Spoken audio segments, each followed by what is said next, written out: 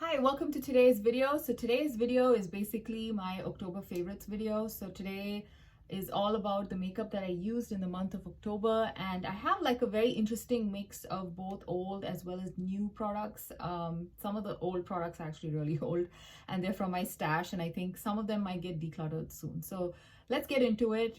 Let's start talking with all the blushes that I used in October. And we can kick it off with this one from the brand, K-beauty brand called Fui. And this is the Pudding Pot Blush. And I have this in the shade called Boy, and the number is CR02. Now, this particular Pudding Pot Blush from this brand Fui, I think is kind of, I don't know, viral perhaps. A lot of people are talking about this. And I think the main reason being is basically because of the texture of this blush. It has kind of a very interesting pudding-like texture, so it kind of bounces a bit when you stick your finger in there, just like how it would if you touch anything with like a pudding consistency. I really like the packaging of the product. It's basically a nice glass jar. It feels a bit more luxe, and also I like how the lid basically matches the shade of the actual product. So I'm kind of happy with all those aspects about this particular blush. And I also like the fact that they have like a huge variety of shades available, and also a huge variety of texture in the sense that I did see that they have like these pudding pot blushes in a sheer format as well as a more opaque version. So I found all of that really interesting because not too many Western brands do stuff like that. And also even in terms of the number of colors available, I feel the extensive range is quite impressive.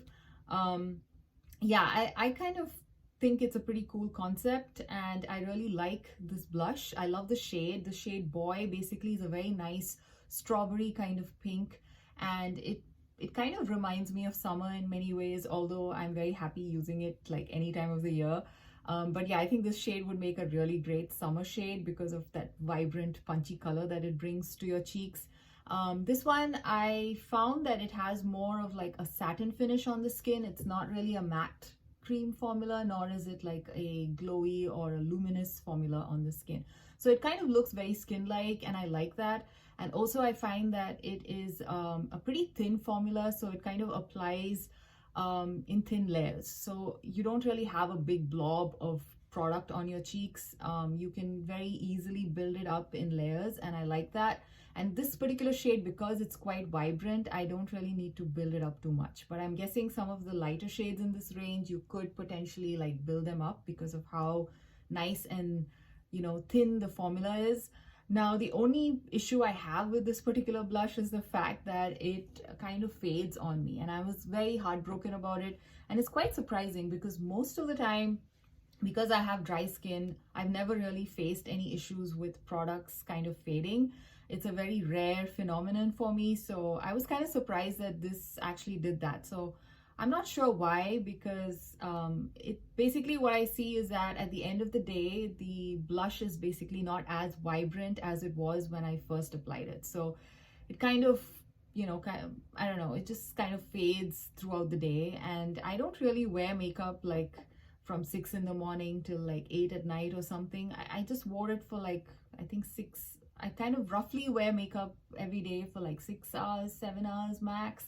And this kind of was not able to hold up, and I'm not really sure why. Maybe it's the foundation I was layering it with. I have no idea, but very surprising that it did not last on my skin. So if you have oily skin, or generally blushes don't last on you, and you've tried this, let me know what you think about it. Does it, kind of fade on you, or is it just on me? I don't know. I was kind of disappointed about that, but I'll still probably keep using it because I like the shade. And I probably, in the summer months, I might just apply this in slightly more, I might apply more of it in the summer. So, because it's okay to wear more blush in the summer. And maybe I think maybe it might last a little bit longer. Right now, because it's such a vibrant shade, I do tend to sheer it a bit. Sheer in the sense I just apply like a very thin layer of it and leave it at that. So maybe it's because of that, I don't know. But anyway, this particular blush, I like the shade, I like the packaging, I like everything about it. Just the fact that it kind of does not last too much on my skin. So that's a bit of a bummer. But yeah, so because of that, I probably won't pick up any other shades in this range, unless you know, swap out my foundation or something and see that that makes a change. Then maybe I might consider, like, you know, purchasing another one. But overall, I like the formula, and like I mentioned, the pudding texture is also kind of interesting to play around with. Yeah, so that was one of the new blushes that I tried. Now I have a bunch of older products which are basically from my stash that I used this month. One of them is this Laura Geller Baked Blush and Brighten in the shade Golden Apricot. This one, I don't know if this particular shade Golden Apricot is still available on Laura Geller's website, but I do know that she still carries her Baked Blush and Brighten line, which I absolutely love. One of my favorite shades is called Pink Buttercream, and mine is actually pretty old, so I think I might have to replace that pretty soon. This one too, I might basically declutter it because it's getting a bit old. I actually have the shade on my cheeks today. It's a very nice coppery peach. It's actually, as the name suggests, it is a golden apricot shade, so it's nice, but I find this to be a little extra powdery, especially compared to the Pink Buttercream that I have. I feel the Pink Buttercream shade, it doesn't kick up as much you know, powder as this particular one. So I'm not like very happy with the actual product in that way. The shade is okay. It's like I said, it's a peachy, coppery, apricot-y type of shade, which is actually pretty nice shade to wear at this time of the year, which is why I pulled it out. But yeah, I'm just, I don't know. I don't know if this is like my favorite shade. So I might just declutter this and actually pick up a new Pink Buttercream one, because I really love Pink Buttercream. It's like such a gorgeous shade on the cheeks. And these the Baked Blush and Brighten blushes from Laura Geller are generally, they've been around for at least 10-15 years now, and they are basically, they just look gorgeous on the skin. Like, as you can see, this one, it looks very airbrushed on the skin. There's basically no highlighting of texture. It's a very light, thin formula, so it does not really look cakey on the skin. And because it's a baked formula, it looks very skin-like once it's on your skin. So overall, I like the formula. This particular shade, I don't know why, but it's just not my cup of tea. So I might just declutter this one. But the actual formula of those Blush and Brighten products from Laura Geller are absolutely phenomenal. So yeah, so that's the other blush that I used. Another one, which is also pretty old and which also might get decluttered soon, is this Fruit Cocktail Blush Duo in Papaya Pop from Too Faced. So this is, I think, from 2016. No, actually, no, not 2016. It's from 2018 or something. I think that's when this basically got released, and it's really cute packaging. I kind of miss Too Faced doing like nice packaging like this. I mean, they've moved to cardboard packaging for almost all their products, and that's kind of disappointing in many ways, because the price point is still pretty high, and now you're paying the same price for cardboard packaging. And I think a lot of products, even the sizes or the quantity has decreased. So yeah, it's kind of not so much fun.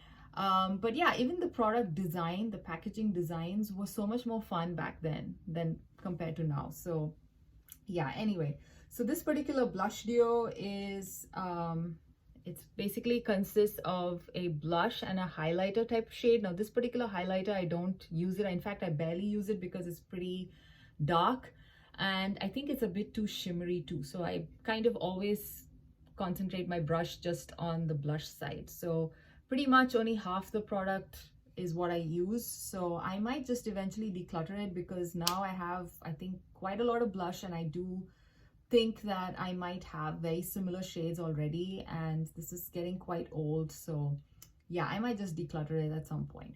But overall, I really like this formula, and I think even when this product was released, it was kind of quite popular because of how cute the packaging was. It had like different, the lids were different for each of the shades, and also the actual formula of the product is also pretty nice. So it's quite popular. And yeah, I wish they would bring back things like this again in Too Faced. So yeah, so this was another blush that I used. And the next one is also an old product in my collection. This is from Ulta Beauty's in-house brand, and this is their 3-in-1 cheek palette. And I have this in the shade Santorini Sun. So this one I think I picked up like maybe 2 years ago, and this is basically kind of their version of the It Cosmetics 3-in-1 face palette. So yeah, that's the one. I was trying to remember the name. So the It Cosmetics 3-in-1 palette has a very similar layout. It basically has like one big block of bronzer, it has a highlight, and it has a blush. And this particular blush here is matte. The bronzer is a very beautiful baked bronzer, and this is a very nice cool toned, I would say almost silvery champagne type of a highlighter. It's got hints of silver and gold in there, and it's a very cool toned kind of a highlighter. I really like this highlighter. It's pretty intense, so I need the tiniest amount of this highlighter. But yeah, it just looks really pretty. I think I have this on. Yeah, I do have this highlighter on today, and I think it looks really beautiful. You need the tiniest bit. So yeah, it's a pretty potent highlighter. So if you really like very, what do you say, extremely bright highlights, this one would work really well, especially if you have my skin tone. And this blush is a matte blush, and it's kind of like a cool toned pink. But then I'm not that into this particular blush. I feel like because it's matte, it kind of looks a bit flat on my cheeks. I wish it had a little bit of a sheen or a little bit of a satiny type of finish, or like how even the Laura Geller's the baked blush and brighten one, all of her baked blush and brighten ones, they all have some amount of a sheen or like a satin type of finish on the skin. And I think that's when these baked formulas look really nice. And this particular one, because it's matte, I feel it looks a little bit, I wouldn't say chalky, but it just looks a bit flat. It doesn't look skin-like on the skin for some reason. So yeah, so I'm not the biggest fan of the blush. I really love this bronzer. This is perfect for this time of the year. And if you have my skin tone and, you know, at around this time of the year a little bit paler, I think this particular bronzer looks absolutely stunning. So I really like this product. It's pretty good for the price. I think it's like $15 or so. And I think Ulta Beauty has recently kind of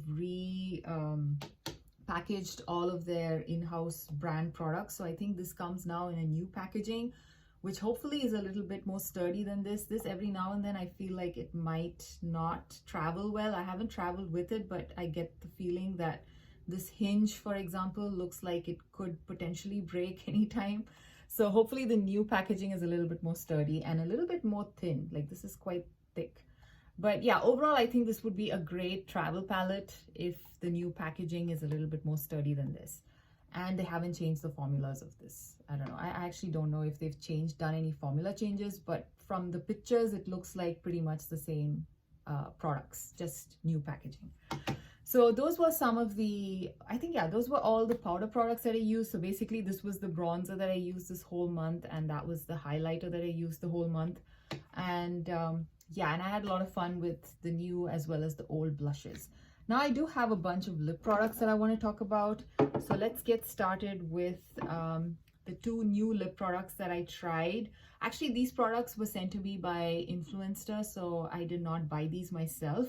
And these have just been released at Ulta. And these are the Maybelline Superstay Teddy Tints. And I think these were released in Asia as well as Australia and maybe even Europe way before it came to the US. So there have been like a lot of other reviews from people in those countries talking about these. These are basically Maybelline's version of the K-Beauty style tints. And I have it in two different shades. I have it in Coquettish, which is basically what I have on my lips right now.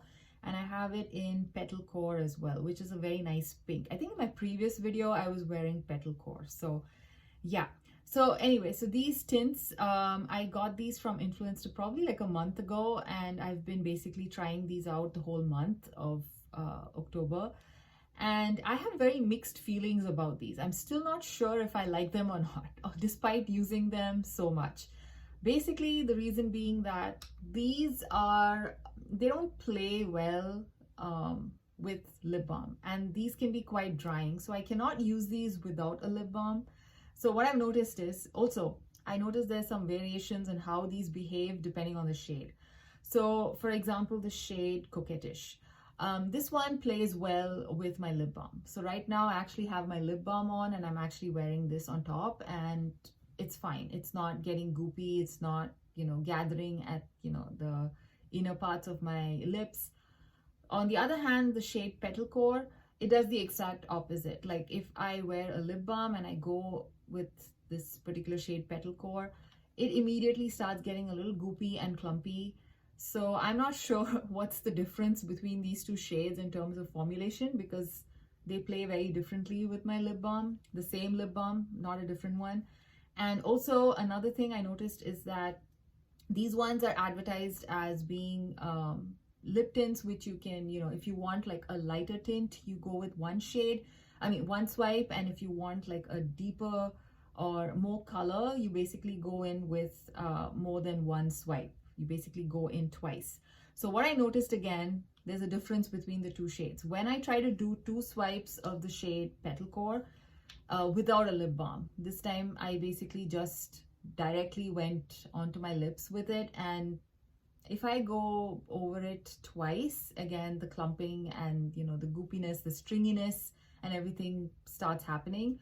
Whereas the shade Coquettish, no problem. So I'm not sure what's wrong with Petal Core. I feel like Coquettish is probably what I would recommend if you are looking to try these out, because yeah, it layers better and also lays better on top of a lip balm if you want to wear a lip balm before you go in with a lip product. But now another thing which I noticed is that the shade Coquettish, which is the one which I just said I recommend, it's a little harder to remove than Petal Core. Even using an oil cleanser and double cleansing and doing all of that, I feel like Coquettish basically doesn't come off. I have to literally wait the next day, and then like at the end of the next day when I again do my oil cleanse, it probably goes away. But I don't understand why, but this one maybe just doesn't grip that well or something, and maybe that's why it even is easier to remove. And this one grips slightly better to your lips, and therefore it works better and also stains better and also does not remove easily. So that's basically my analysis of this particular lip product. I'm mostly not much of a matte lip tint person, so this is probably something I might once in a while use, and it's not something I would probably have bought myself. But yeah, it was fun to try, and currently with a lip balm, it actually is pretty comfortable to wear. So as long as I can wear it with a lip balm, I'll probably keep using it. And the shade Petal Core, which actually is a very beautiful shade. I really like Petal Core more than Coquettish as a shade. I'll probably try using this in the summer months when my lips are not this dry. So then, I can actually go on just with a single swipe, bare lips, and, it should be fine. So yeah, so those were some of the new lip products that I tried this month. And another one, which has basically become my absolute favorite lip product of the year, perhaps, is this one from Valentino. And this is their new release, actually. This is I forgot what it's called. Oh yeah, it's called the Spike Valentino lipstick, and this is supposed to be their soft matte formula, and this is in the shade 134R. And this one is just fantastic in every way possible. Now, I have dry lips, and this particular soft matte formula just glides on so beautifully on my lips. It does not cling to my dry patches. It's not drying. The color basically lasts all day. It basically also does not collect in the fine lines of my lips. It kind of has a semi-blurring effect as well. So overall, I absolutely love this lipstick. It's my favorite lipstick find of the year. And I like the packaging. It is also has, basically it's got reasonable weight, so it feels like a luxury lipstick compared to some of the other luxury lipstick brands that I tried this year. So yeah, it basically is a 10 out of 10 on my book. In my book, it's my favorite discovery of the year. I love the formula. I think it's well worth the price. If you are looking to buy a luxury lipstick, I highly recommend picking this up. If you are not in the market for a luxury lipstick, there are similar formulas in the drugstore, so it's fine. But yeah, if you are interested in, treating yourself, this is actually a very good formula, very good packaging, overall perfect. I love it. And this is coming from somebody with dry lips, and I'm recommending a matte lipstick. So I love that product. So that was like my favorite. That was a highlight of my month. I love that lipstick. So the last lip product that I want to talk about is again from my stash, and this is the Peripera Mood Glowy Tint. Now this is more like my type of tint because it's a glowy tint. It does not dry my lips out. This is also very similar in concept to the Maybelline, just that it gives more of a glossy finish versus more of a dry finish like this.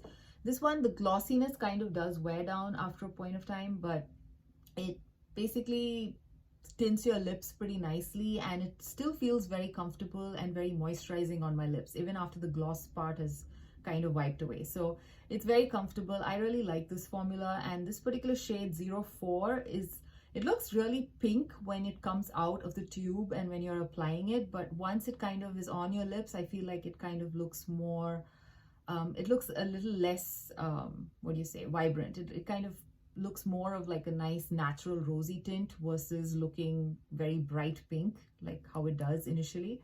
So yeah, this is probably the kind of tint that I would recommend if you have dry lips versus the Maybelline one. And this is an actual K-Beauty product, and I think it's probably retailed at a much lower price point than the Maybelline, if I remember right. I think the Maybelline one is going for like $14 or $12. This is like $10 or something. So highly recommend the Peripera Glowy Ink Tint. So those were all the lip and the face products that I use. Now the base products, I mostly keep it consistent through most of the time actually. My favorite foundation, which I'm actually trying to finish, is this Ulta Beauty Complexion Crush Medium Coverage Foundation. So this month, the only thing I did different is that instead of using the Revlon Skin Lights Face Glow Illuminator mixed in with this, I decided to use the Cover FX Radiant Start Tinted Moisturizer as a glowy primer. So I would basically go in with like a teeny tiny pump of this all over my face, and then I would go in with a tiny bit of this foundation as well. So I had enough of a glow peeking through from this one and enough of that coverage from this product. So these two together work really well. This particular product, the Radiant Start Tinted Moisturizer, I did talk about it in detail in my last video. I can link it up here somewhere maybe. This one is a beautiful tinted moisturizer. It is extremely glowy, so I personally would not recommend using this as is because it kind of almost gives a metallic finish. It's like you've put too much highlighter all over your face, but this works really nicely if you like to use like a glowy primer, and because it has barely any coverage, it works well as like a glowy primer, and then you know, you just go in with your regular foundation and you have a little bit of that glow peeking through, and it just looks really nice on the skin. So yeah, I really like it for that particular purpose, and for that reason I recommend this product. It is very similar to the Charlotte Tilbury Flawless Filter. In my opinion, even the ingredient deck looks very similar. I think the Charlotte Tilbury product is probably a little bit more liquidy than this. This one is actually like a moisturizer wherein it's a bit more creamy and thick. But the actual finish, I do not have the Charlotte Tilbury product, but from pictures, I think the actual finish is also pretty similar to the Charlotte Tilbury product. So I really like this one, and I highly recommend this product as well. So those were basically all the products that I used in the month of October. I hope you liked this video, and I will see you again in another one. Bye.